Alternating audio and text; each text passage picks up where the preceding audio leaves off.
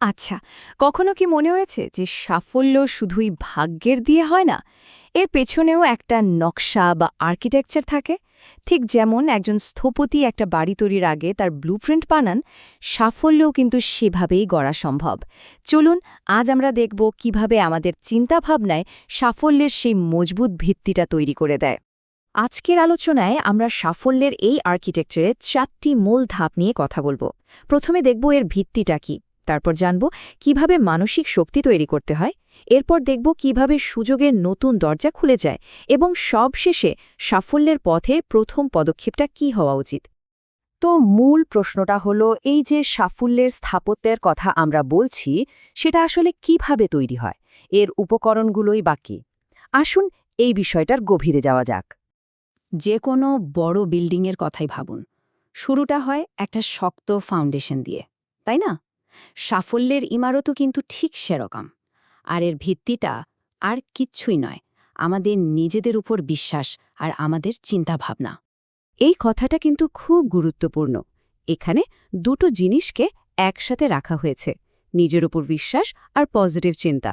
আসলে এই দুটো জিনিস যেন এক সুতোয় গাঁথা, এদেরকে আলাদা করার কোনো উপায়ই নেই। সাফল্যের পথে হাঁটতে হলে এই দুটোই হলো সবচেয়ে জরুরি প্রথম পদক্ষেপ। পজিটিভ চিন্তাকে জানেন তো একটা মাস্টার কির সাথে তুলনা করা যায়, মানে এমন একটা চাবি যা দিয়ে অনেকগুলো তালা খোলা যায়। এই একটা চাবি দিয়েই কিন্তু শুধু সাফল্যের দরজা নয়, বরং সুখ আর মানসিক শান্তির দরজাও খুলে যায়। তার মানে আমাদের চিন্তাই ঠিক করে দেয় কোন দরজাগুলো আমাদের জন্য খুলবে। ওকে, ফাউন্ডেশন তো রেডি। এখন কি? এখন দরকার ভেতরের কাঠামোটাকে মজবুত করা। আমাদের মনের শক্তি হলো সেই কাঠামো যা আমাদের বাইরের দুনিয়ার যে কোনো ঝড়ঝাপটা থেকে বাঁচিয়ে রাখে। চলুন দেখি এই শক্তিটা কিভাবে তৈরি হয়। পজিটিভ চিন্তা করলে মূলত 4টা দারুণ পুরস্কার পাওয়া যায়। 1. এটা আমাদের সবচেয়ে কঠিন সময়েও আশাবাদী থাকতে শেখায়। 2. এটা আমাদের আত্মবিশ্বাস আর ভেতরের শক্তি দুটোই বাড়িয়ে দেয়। 3. এটা আমাদের মনকে শান্ত রাখে, ফলে যে কোনো কাজে ফোকাস করাটা অনেক সহজ হয়ে যায়। আর 4 নম্বরটা আমার মতে সবচেয়ে গুরুত্বপূর্ণ। এটা আমাদের শেখায় যে ব্যর্থতা মানে সব শেষ নয়, বরং এটা নতুন কিছু শেখার একটা সুযোগ।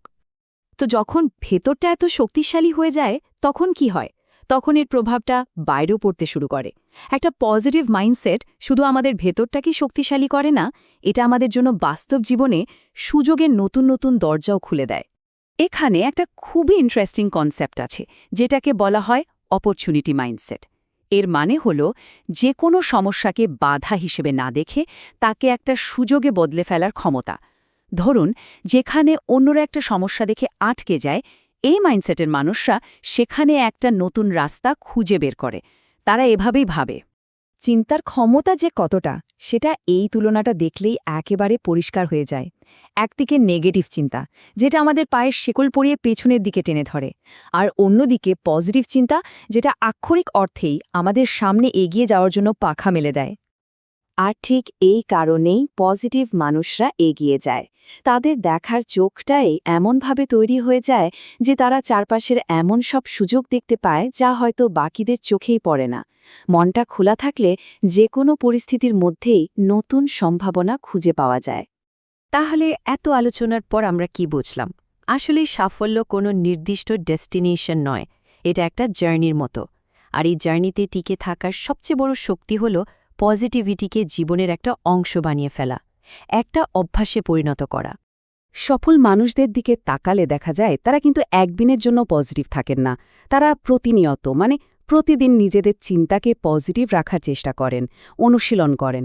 সাফল্য কোনো ম্যাজিক নয়, এটা আসলে এই প্রতিদিনের ছোট ছোট চেষ্টারই ফল। চলুন পুরো বিষয়টাকে একবার একটা সহজ ব্লুপ্রিন্টে দেখে নিই। ধাপগুলো তাহলে কি দাঁড়ালো? প্রথম ধাপ, নিজের ওপর বিশ্বাস রাখা। দ্বিতীয় ধাপ, সেই বিশ্বাস দিয়ে একটা মজবুত মানসিকতা তৈরি করা। আর ফাইনালি তৃতীয় ধাপ, সেই মাইন্ডসেট কাজে লাগিয়ে নতুন সুযোগগুলোকে খুঁজে বের করা এবং সেগুলোকে কাজে লাগানো। সবশেষে একটা প্রশ্ন রেখে যাই। আচ্ছা, এমন কোনো চিন্তা বা সমস্যা কি আছে এখন, যেটাকে একটু অন্যভাবে দেখলে দারুণ কোনো সুযোগে পরিণত করা যেতে পারে?